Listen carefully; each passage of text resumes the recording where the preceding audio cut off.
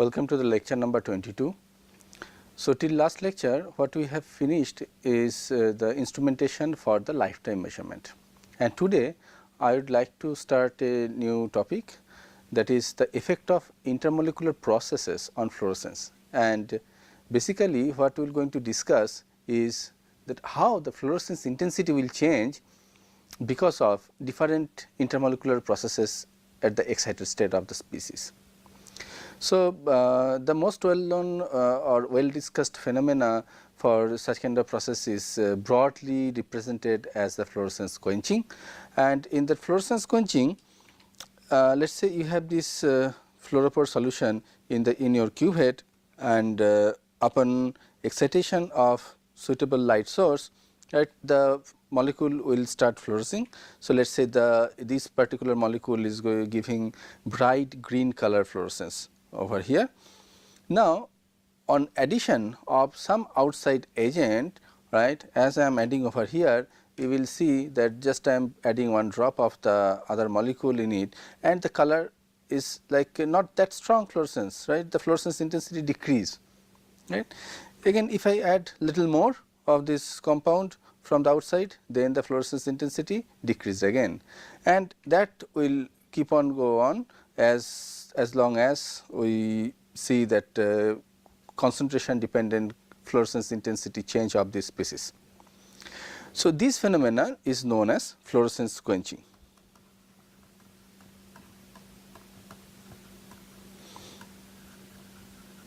So, in this case what we are going to see is, if I plot the fluorescence intensity as a function of concentration of that other species, right, whatever I was adding over here. So, if I plot the fluorescence intensity as a function of the concentration of this compound which I am adding, generally known as the quencher molecule. So, I was adding quencher molecule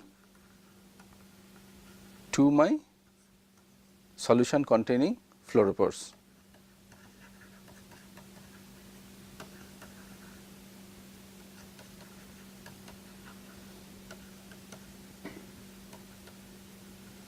Okay.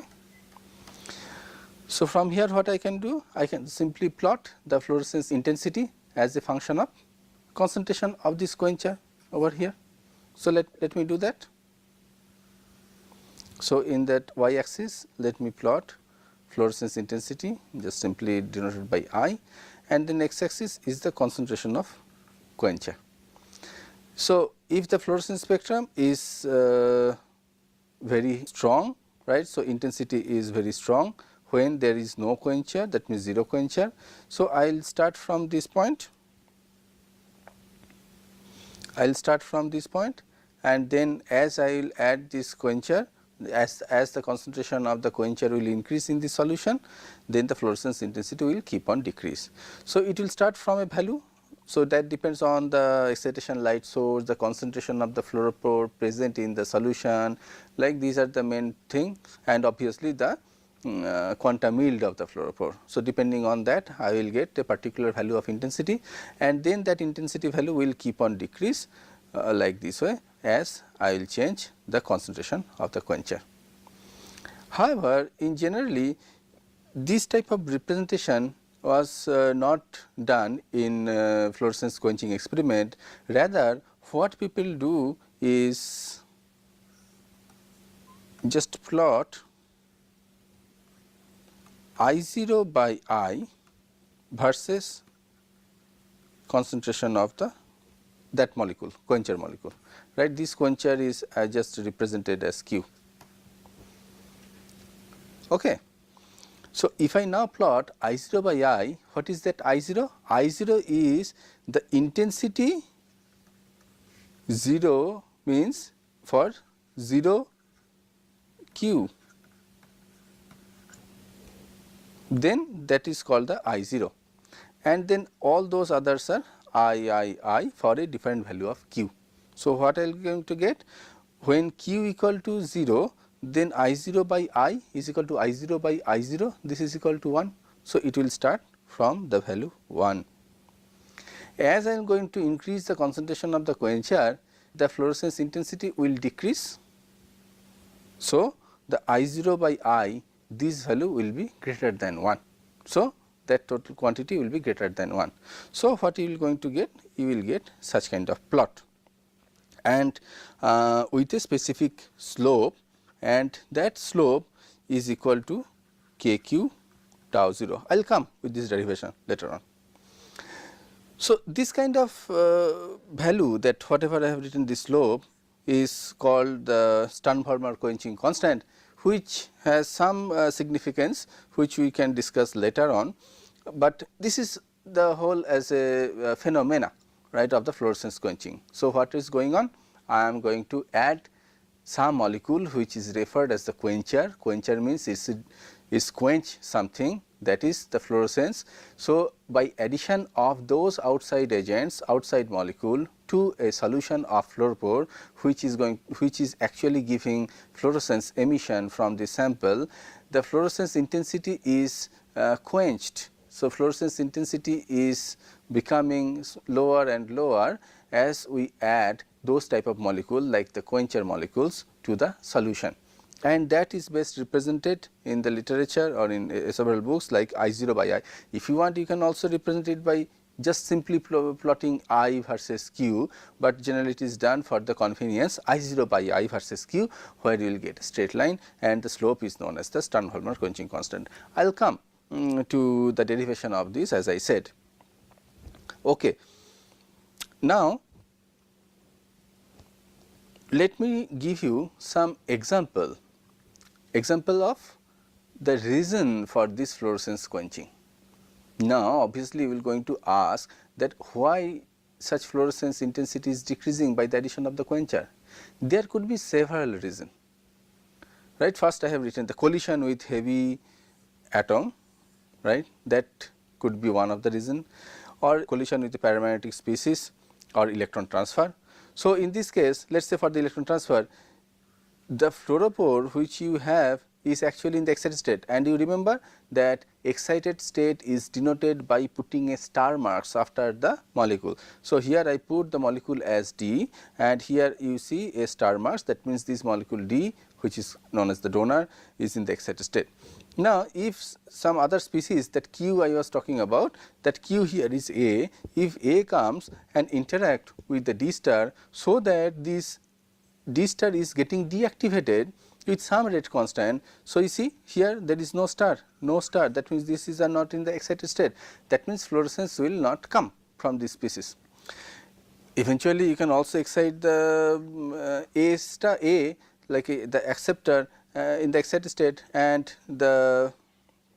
this is now your fluorophore. This is now your fluorophore. Your fluorophore not necessarily be the donor, it also could be the acceptor. So, this is for the electron transfer, but probably we will not going to discuss this electron transfer process because of this basic nature of this course, but it is just for your information that what are the different process which are responsible for this fluorescence quenching. We will discuss fluorescence quenching in detail, but those processes, right, that is what I am discussing here, maybe will not going to be covered in this course.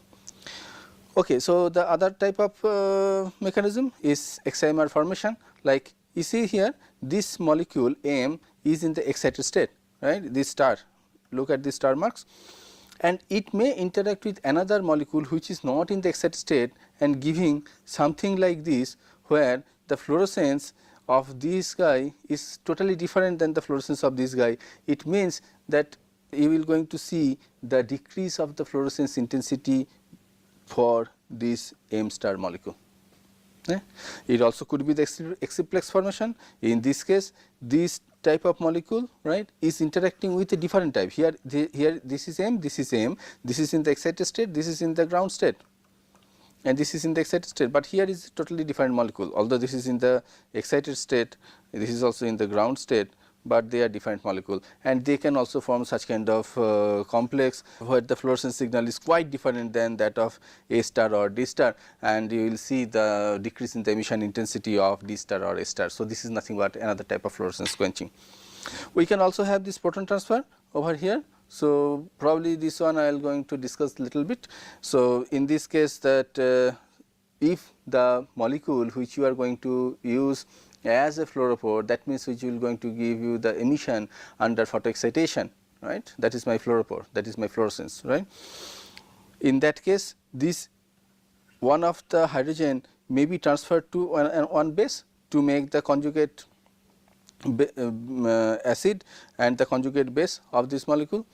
So, in this case, the nature of emission of AH star and A minus star, they are quite different, right. So, you will going to see the number of AH star is being reduced because of this proton transfer, and the formation of A minus star is taking place. So, as the number of AH star molecule is decreasing in the solution, so obviously the fluorescence intensity will decrease. So, which is nothing but a kind of quenching, that is the fluorescence intensity will decrease, that means the fluorescence will quench, right, for AH star emission. Similarly, I can talk about this B star. So, this is exactly same thing, and we can also have this energy transfer as a responsible for the fluorescence quenching of a particular band. This one we will going to discuss in detail later on, because this is an interesting topic. Okay, so let me draw one diagram over here. This is again very simplified Jablonski diagram, as I already discussed, right. So, let me draw the energy level of a molecule under investigation, which is my fluorophore. So, here is my S0 state and here is my S1 state, right. So, if the transition is allowed transition under suitable excitation, I can promote molecules from S0 state to S1 state, that we have already seen, right. And after being excited, so the fate of excitation we are already discussing, that molecule will come back from the excited state to the ground state mainly by two different pathway.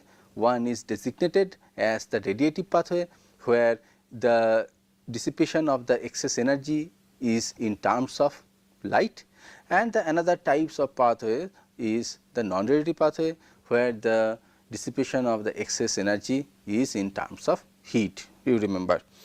So, this is my radiative pathway Kr, and I would also have this non-radiative pathway Knr, and I have already defined this fluorescence quantum yield of this molecule as Kr by Kr plus Knr, and the lifetime of this I have already defined as 1 over Kr plus Knr. Now, what I am telling you, that obviously as you have seen that on addition of this Q is actually decreasing its fluorescence intensity, and that decrease of the fluorescence intensity, it depends on the concentration of this quencher molecule. So, there must be another pathway by which there is a deactivation, and this deactivation is type of non-radiative deactivation, because in this case there is no emission. If there is emission of photon, then the fluorescence intensity will not going to be decreased. So, here it is a fluorescence intensity is decreasing, that means this is a kind of a non-radiative process, and it depends on the quencher concentration. So, I write this as Kq into Q. So, this is another pathway by which the molecules are coming back from the excited state to the ground state. So, as these are in absence of that molecule, these are means this expression of the quantum yield, right, fluorescence quantum yield, and the expression for the lifetime, as they are in absence of this quencher molecule, I would rather replace this term as phi 0 and tau 0. Right. Now, in presence of this quencher, this another pathway is present, right, Kq into Q. So, in that case what will happen? If I want to write this phi then this phi I will write as Kr. So, this is only the radiative process by which the photon is emitted, right, and all others are whatever this extra Kq into Q, this is the non-radiative process. So, I will write here Kr plus Knr plus Kq into Q, and in this case I will also write like that way 1 over Kr plus Knr plus Kq into Q. Okay. Now, what I will do, I will take the ratio of phi 0 by phi, is not it. So, if I take this ratio phi 0 by phi, what I will get is Kr plus Knr plus Kq into Q divided by Kr plus Knr. So, this is equal to 1 plus Kq into 1 by Kr plus Knr into Q. So, this is equal to 1 plus Kq. What is this? This is nothing but tau 0. You see here, tau 0 I have defined in this case. Tau 0 into Q, and this is this Kq into tau 0 is written as Kd to Q, or somebody also write as a Ksv, and this is called the Stern-Volmer quenching constant. Okay. Now, if you do the same thing over here, like if you take tau 0 by tau, then what you will get? You will get exactly the same expression, because here this Kr and Kr cancels. So, this is nothing but that same expression, right. So, in this case you will also get 1 plus Kq tau 0 into Q. So, what you have seen, this phi 0 by phi is having such kind of equation, tau 0 by tau is also having such kind of equation, where this quantity is Kd, Stern-Volmer quenching constant. Okay. So, as I told you that if you plot now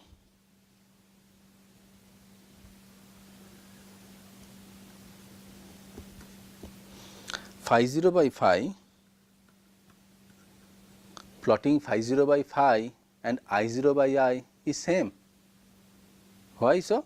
Because same under the constant excitation, right, under the constant excitation light intensity.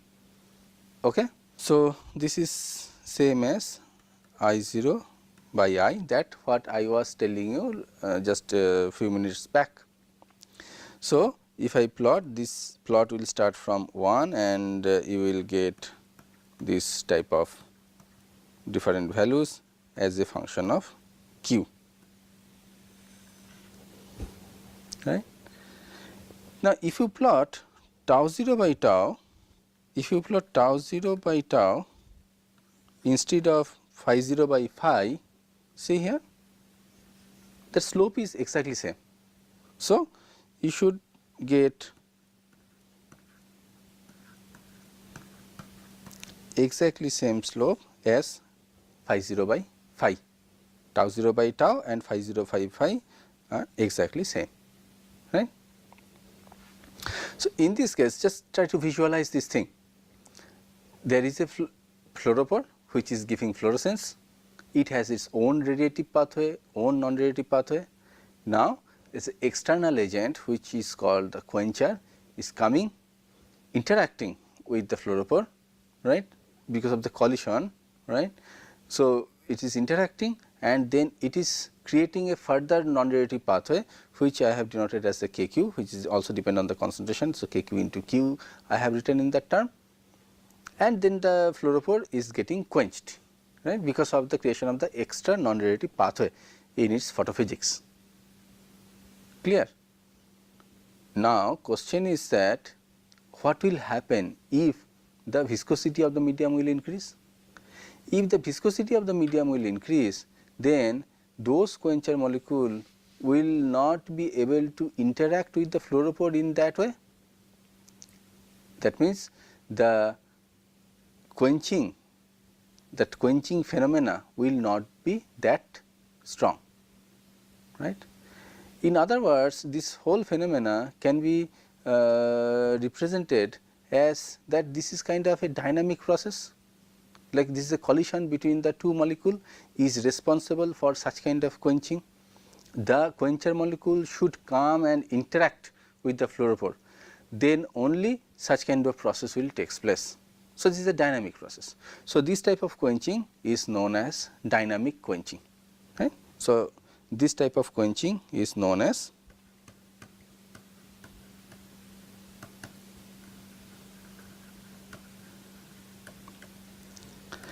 dynamic quenching. So, this is resulted from the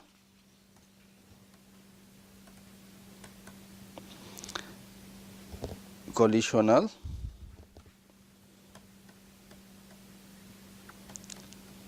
encounter. That is what I said right now, right, between the fluorophore and the quencher. So, the fluorophore and quencher interaction, like this fluorophore and quencher interaction should be takes place, right, within the lifetime of the fluorophore. This is also an interesting thing. Okay. So, this is another time this is also called as the collisional quenching, and this is, you please note that this is diffusion controlled.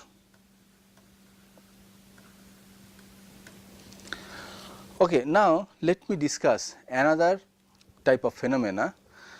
Suppose you have a molecule F which is in the excited state, right, will give you light, right. So, F plus H nu emission, and you have started with some quantity of F, right, and when you excite it, you will create this F star, and then F star will form the F, because of it has a radiative process, it also has a non-radiative process. So, depending on that you will get this H nu emission. Now, what if when you are adding the quencher here, so addition of quencher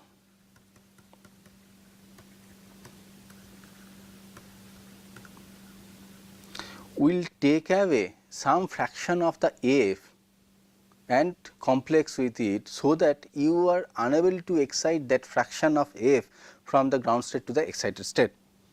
What I wanted to say is that now some FQ complex which you cannot excite to the F star state, that means the concentration of the F star state will decrease.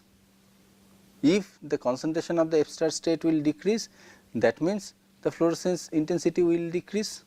If you increase the quencher concentration Q, then more and more F will get complexed with Q, right. So, this is a ground state phenomena. So, here is the ground state complex formation in this case, is not it? Now, that I can also equate it. Let's designate the fluorescence intensity as is proportional to the concentration, right. So, I can write the fluorescence intensity is proportional to the concentration. So, let us say the fluorescence intensity is F star 0 when there was no quencher added. That means, whatever the F star you can create from the ground state by your suitable excitation source, that is the concentration which is obviously proportional to the fluorescence intensity of this sample. So, I can just simply take F star 0 is my initial fluorescence intensity without addition of the quencher molecule. Now, once you will add this quencher, right. So, fluorescence intensity will be different than this. So, let us write that F star is the fluorescence intensity in presence of quencher, then I can write F star equal to F star 0 minus something, minus F q.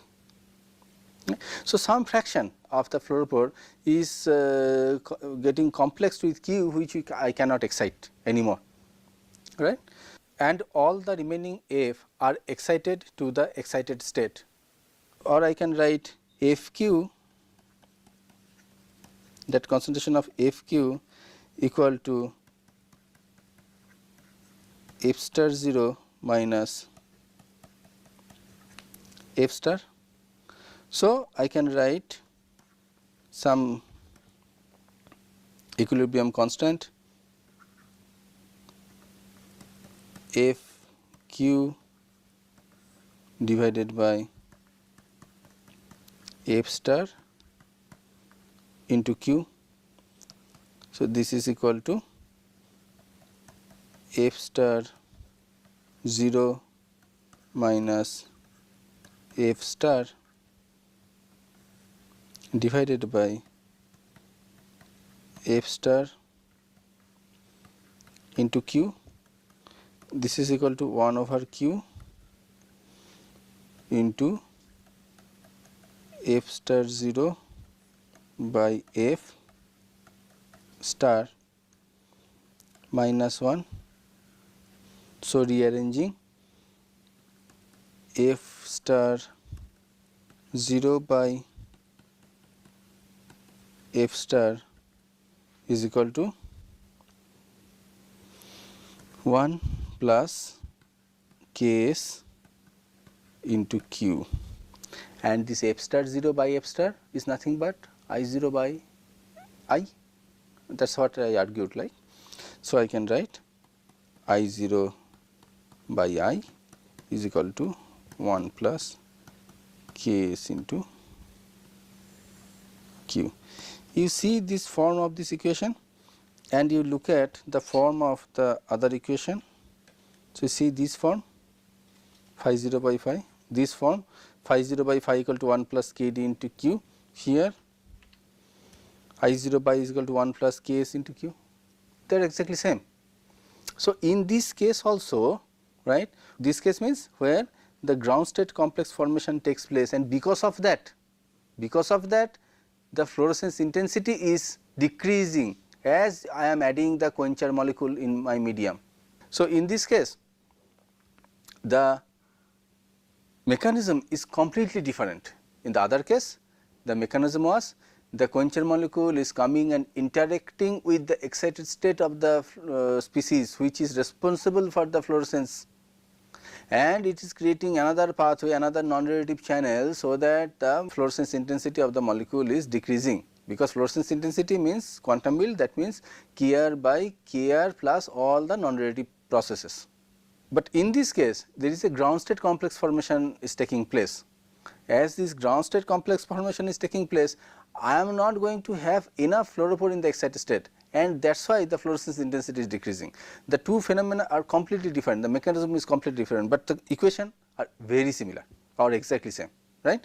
So, in this case also, and so this type of quenching is known as static quenching. I will write here somewhere here. So, static quenching. So, in this case also, if you plot the fluorescence intensity or the ratio I 0 by I versus concentration of Q, what you will going to see? You will also going to see a straight line with intercept 1, exactly same, right.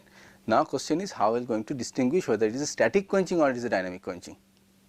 Here you see I am exciting the molecule in the excited state, the nature of the excited state remains same, only some part of the molecules cannot be excited to the excited state because of the ground state complex formation, but the nature of the excited state remains same. Same to what? Before addition of the quencher, same to before addition of the quencher. So, there is no change in the excited state property. That means, whatever the value of Kr and whatever the other values of Knr, they remain same. That means, there will be no change in the lifetime. Please note that when I am going to plot tau 0 by tau in similar fashion, what you will going to see? Always the ratio is 1, even you increase the quencher concentration, is because lifetime does not depend on the concentration of the species, or lifetime is the property of the excited state, and in case of static quenching, the ground state complex formation is taking place, which is just removing a fraction of the fluorophore from my observation, right. So, excited state remains same. So, I can readily distinguish whether it is static quenching or dynamic quenching by measuring intensity as a function of quenching, as well as by measuring the lifetime as a function of quencher, right. So, in this case you see the measurement of the lifetime is so important. Only using this lifetime data you will be able to tell whether this quenching is static quenching or is a dynamic quenching. Okay. Okay, let us finish here and we will continue our discussion on the next lecture. Thank you very much.